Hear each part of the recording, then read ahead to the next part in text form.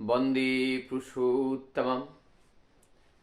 आज हम शरद चंद्र हालदरदा के छोटे छोटे एक दो घटना आप लोगों के सामने रखने जा रहा हूँ। पहला एक घटना है, शरददा बहुत बड़े विद्वान थे और धर्मशास्त्र ग्रंथ में उनका बहुत ही ज्ञान और वो गंभीर अध्ययन करते थे, विश्लेषणात्मक एवं वो बाग्मी थे और बहुत सारे प्रश्न का उत्तर वो एक ही शब्द में देने का सामर्थ्य उनके पास होता था। ऐसे व्यक्तित्व के धनी जब ठाकुर जी उनको इष्ट कर्म के लिए एक उत्सव में उनको भेज रहे हैं,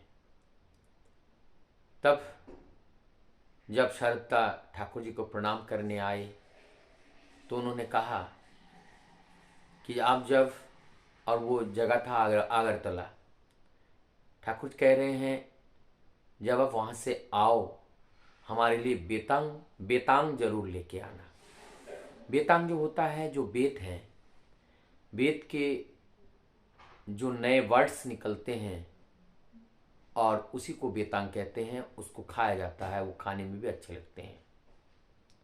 ठाकुर जी बेतांग के लिए कहा और वहाँ पे बेतांग के लिए वो जा रहे हैं, वहाँ पे उत्सव में, और वहाँ पे वो वक्ता भी हैं।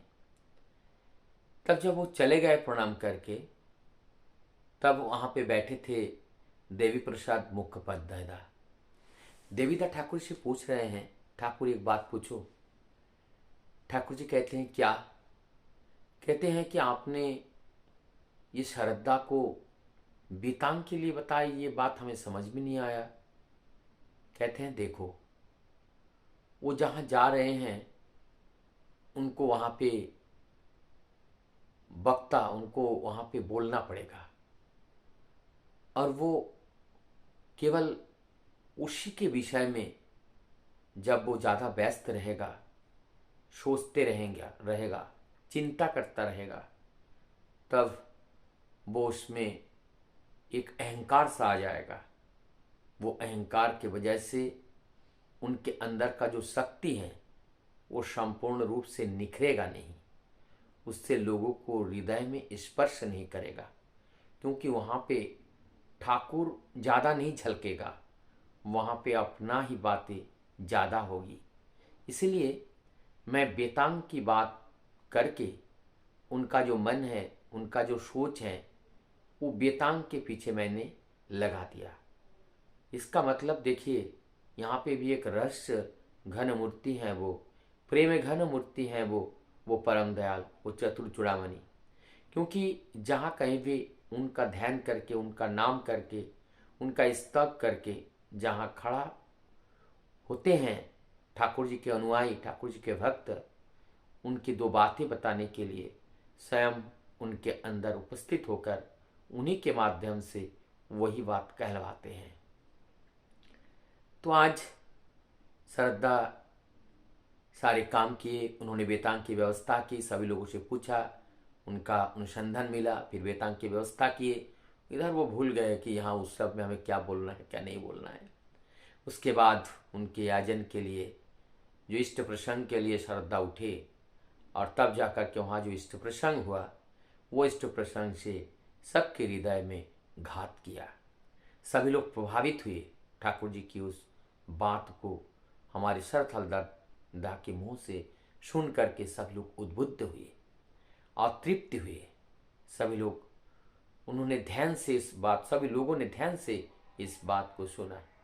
तो परम दयाल वो अपना काम, जो अपना काम होते हैं, वो स्वयं ही कराते हैं। ऐसे धीरे धीरे शरददा का उम्र भी थोड़ा बढ़ता गया, लेकिन शरददा का उम्र ठाकुर जी से वो छोटे थे। उनका उम्र बढ़ता कि अचानक उनकी तबीयत खराब हुई, वो बीमार पड़ गए। उसके बाद ना तो वो बोल पा रहे थे, ना तो वो चल पा रहे थे, वो कुछ न सुन पा रहे थे, ये सारी व्यवस्थाएं हो गई थी। लेकिन बाद में उनकी जो पत्नी है, धर्म पत्नी राधा रानी माँ की सेवा एवं परम दयाल की दया और उनके आशीर्वाद से उनका शरीर धीरे धीरे ठीक हो रहा था। लेकिन कुछ काम करने के लिए वो सामर्थ्य नहीं थे।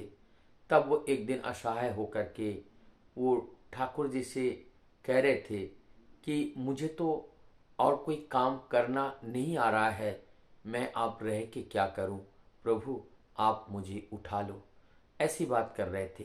तब परमदयाल जी ठाकुर ने क्या कहा, उसको मैं बांग्ला में जो हुबाहू जिस बात को कहे हैं उसको मैं इस पुस्तक को देख करके बता रहा हूँ। उसके बाद मैं हिंदी में उस बात को बताऊंगा।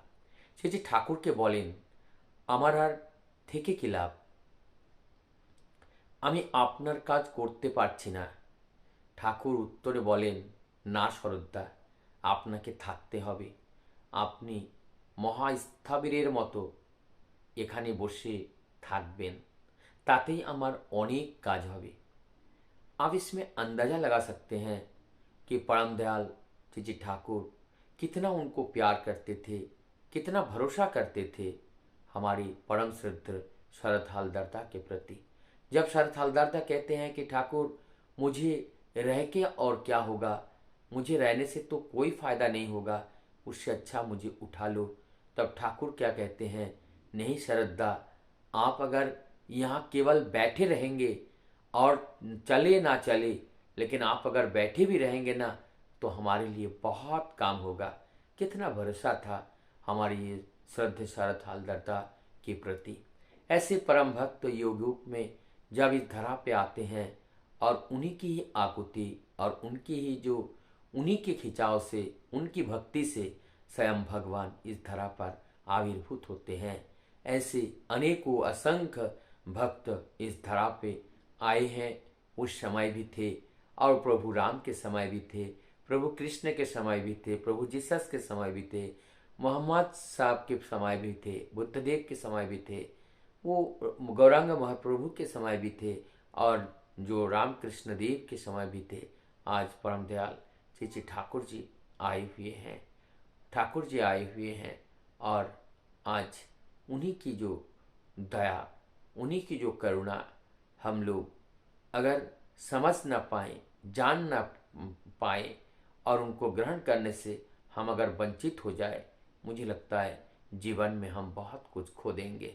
आइए हम जीवन को ना खोए, हम परम पिता के दिए हुए बात को अनुसरण करते हुए चले, ताकि हमारा जीवन, हमारा परिवार जीवन, हमारा सामाजिक, हमारा राष्ट्र जीवन उन्नत मुखर हो। प्रभु को लेकर चलने से उन्नत अवश्य होता ही है, साथ साथ संपूर्ण जगत का कल्याण होता है। वंदे पुष्प